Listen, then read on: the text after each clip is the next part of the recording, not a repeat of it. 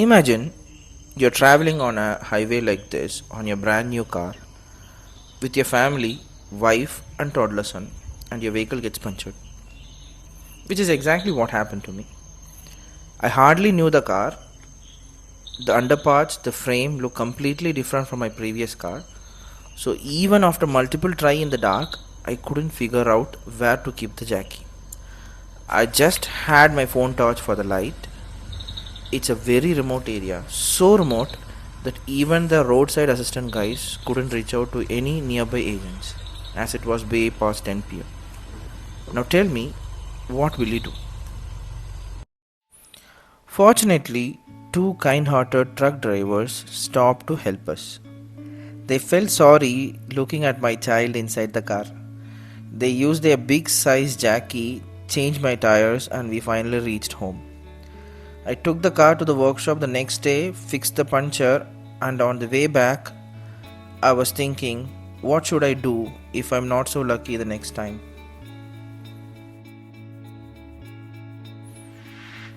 So that's the story. Now, getting back to the reason why I made this video, I just want to teach myself and others how to change the tires in Jimny. So, this is the car jacky. You find it right in the boot of Jimny, and as per this, you can see that this is the notch where the jacky goes. But unlike other cars which has a flat surface like this where we keep the jacky, this thin frame made me doubt myself. But anyway, that's what it says. So for an automatic car, the first thing you have to do while changing your tires is put your car in park, okay, and turn the handbrake on. So usually for the manual, we keep it in gear, but for automatic, you keep it in park. The next important thing is to loosen up the bolts of the tires before using the jacky to lift the car, because once the car is lifted, there won't be much friction. Anyway, so before keeping the jacky, it's better to loosen it a bit more so that you don't have to rotate it much after keeping it below the car. So right now I'm loosening it a bit and I'm keeping it exactly below the notch, so that as you can see, this there is a hole in the jacky on top of it, and this should be aligned with the notch which is seen just in below the frame. So now I turn it toward myself and I will connect the S hook which is provided with the jacky kit and slowly start rotating it. So it will be a little bit loose and shaky until it makes contact with the car. The moment it makes contact with the car, it is easy work.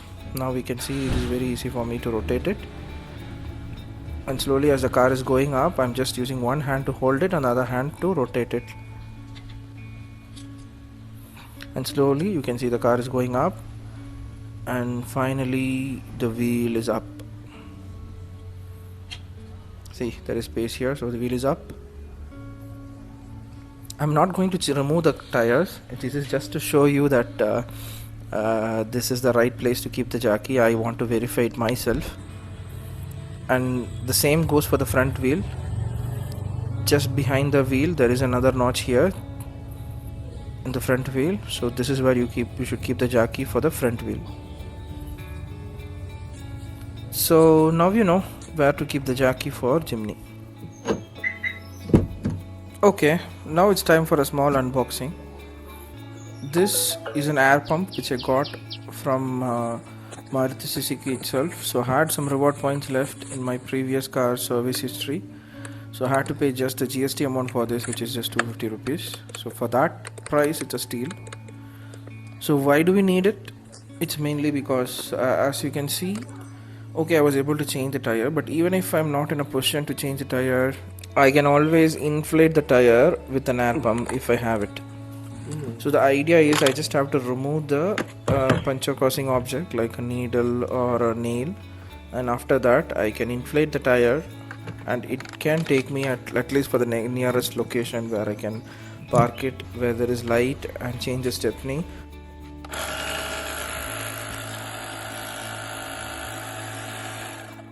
And in case of tubeless tires, you can even drive it to the nearest workshop.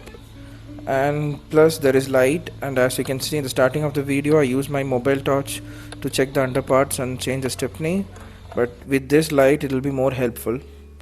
So finally, before inflating the tire, we should check the suggested tire pressure, which is always on the driver side door like this. So here I am setting the suggested air pressure for the tires, which is 26, and I will connect it to the tire. It will show the present air pressure, and right now it's 29, which is the highest suggested pressure for the tires. So if I turn it on, it will not work because the pressure is lower than what it says. So I am increasing the pressure and pressing start. Okay, even now it won't work because it's the same pressure. So let me just increase it with 1.5.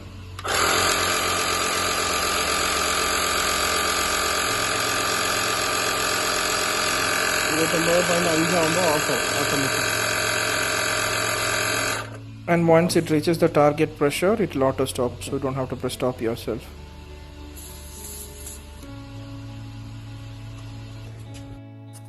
So whenever you're inflating a punctured tire, you just have to get your hands dirty, rub the tires, feel the surface so that you can find the puncture causing object like a nail or a thorn or a needle.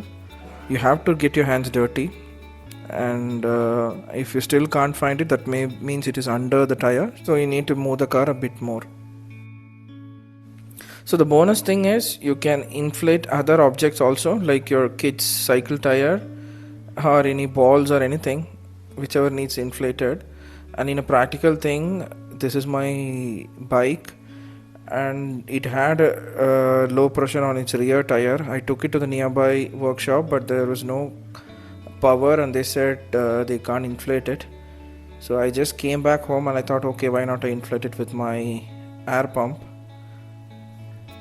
So it's the same procedure, just connect it to your tire. It will show the current pressure, which is 18.5, which is very less. I'm setting it as 35 and start.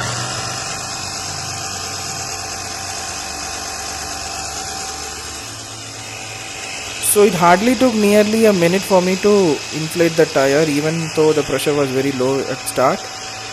So I feel it's a very handy tool and it's a must have for anybody who has a car. So that's the video, guys. So it's always better you know your car. You might have a driver, but at the time of the crisis you might not know who will be with you, or you might be alone. So get to know your car. Thank you for watching. Bye bye.